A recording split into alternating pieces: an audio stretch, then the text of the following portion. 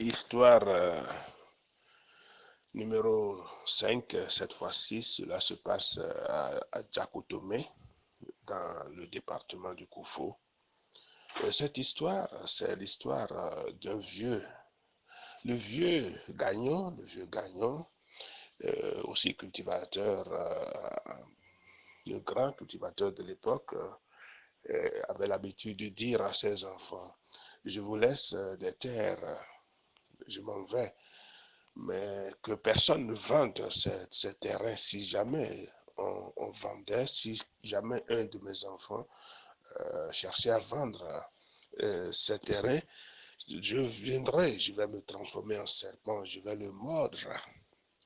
Je ne vais jamais accepter que ces terrains soient vendus parce que vous devez les laisser pour vos enfants aussi, un peu comme mes parents me l'ont laissé. Nos terrains ne doivent jamais être vendus.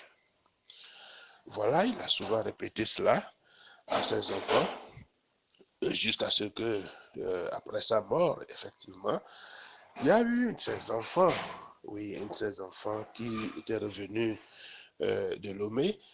Lui n'était pas resté au village, étant rentré de Lomé, il était là pour vendre une des parcelles.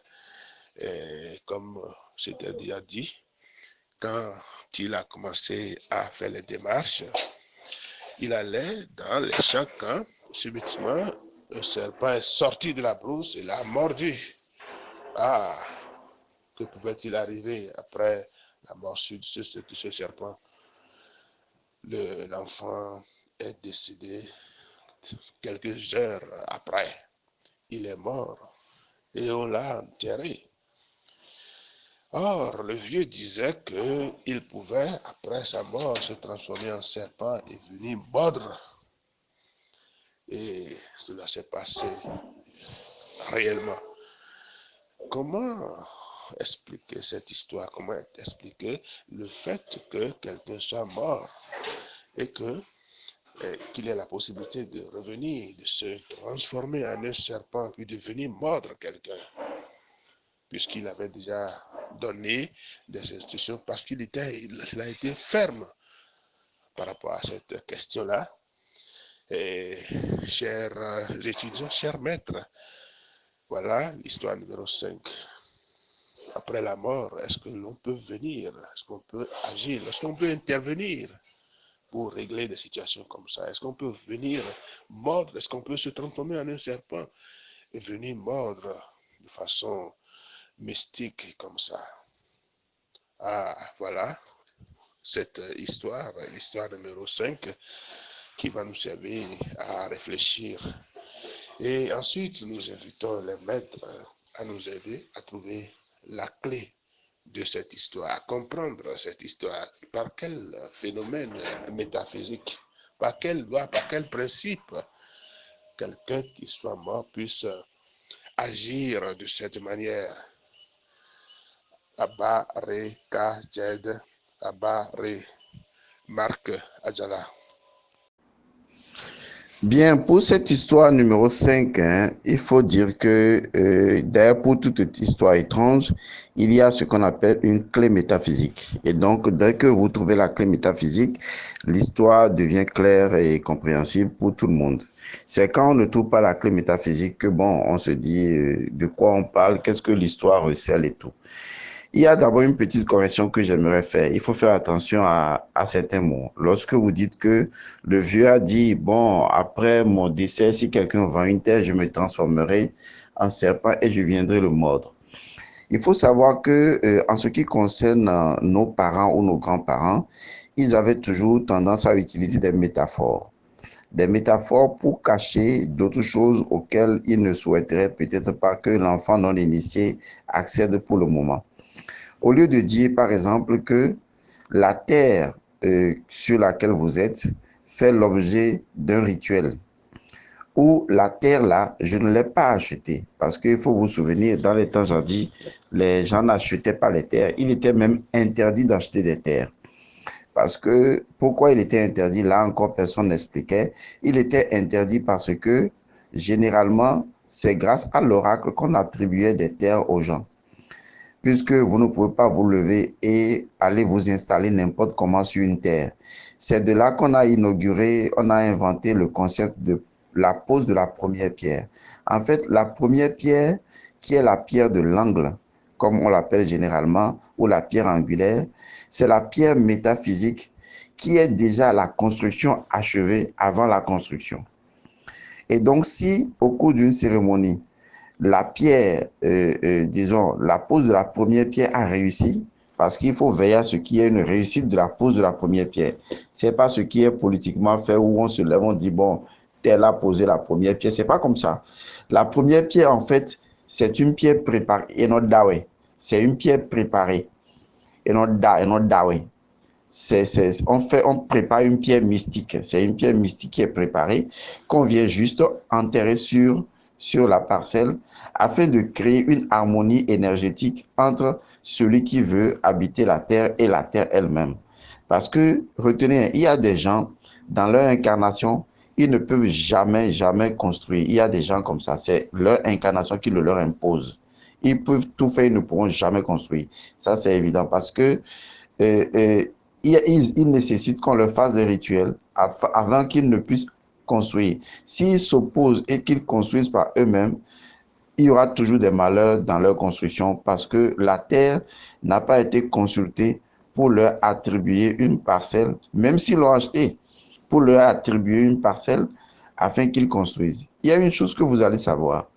Vous n'achetez pas la terre chez la terre. Vous achetez la terre chez quelqu'un qui prétend être propriétaire terrien, mais la terre ne vous appartient jamais. Ça, il faut garder ça à l'esprit. La terre ne vous appartiendra jamais.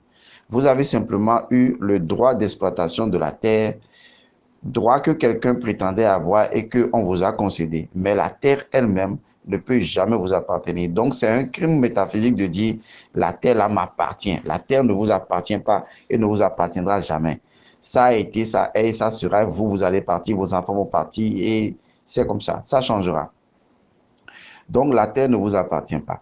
Maintenant, pour que vous ayez le droit de siéger sur la terre à un lieu donné, il faut que la terre elle-même accepte que votre énergie accepte et que la terre accepte que votre énergie construise quelque chose sur elle avant que vous ne le fassiez. Donc, à l'époque, les gens utilisaient les oracles pour voir si on pouvait attribuer de la terre à telle personne d'abord. Si la réponse est oui, ça veut dire que cette personne a les faveurs, voilà, cette personne a les faveurs d'avoir la possibilité de construire sur la terre. Parce que tout le monde n'a pas cette ordonnance-là. Même si vous avez acheté, selon les choses actuelles. Sinon, en temps, on n'achetait pas de terre, comme je le disais. Donc, ça, c'est le premier élément. Le deuxième élément par rapport à l'histoire, c'est que le père a certainement hérité de ses ancêtres cette terre et il a reçu comme injonction de ne pas vendre. Tout dépend, selon l'oracle ou selon l'histoire de cette lignée-là, tout dépend de comment la terre a été obtenue.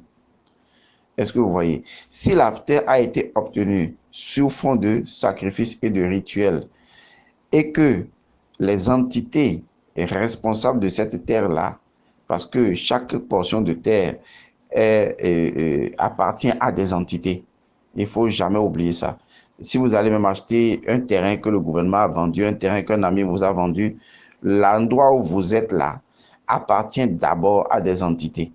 Parce que ces entités-là sont les forces principes qui entretiennent cet espace géographique avant même que vous n'ayez le jour pour venir réclamer une terre. Ce qui veut dire que vous deviez normalement faire une cérémonie pour, voilà, pour, disons, remercier ces entités et admettre vivre de concert ou d'amitié ou d'harmonie avec ces entités qui sont les réels propriétaires de la terre. Alors, ce qui s'est passé dans le cas de votre histoire, c'est que ces entités-là sont propriétaires de la terre.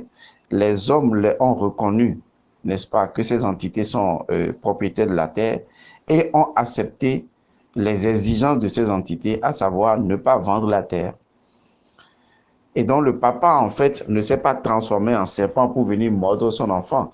Voilà, c'est tout simplement que l'entité qui a refusé la vente de la terre, c'est elle qui, en fait, se venge et qui agit de cette manière-là. Il y a beaucoup de terres au Bénin et au Togo qui sont invendues pour cause de ces genres de situations.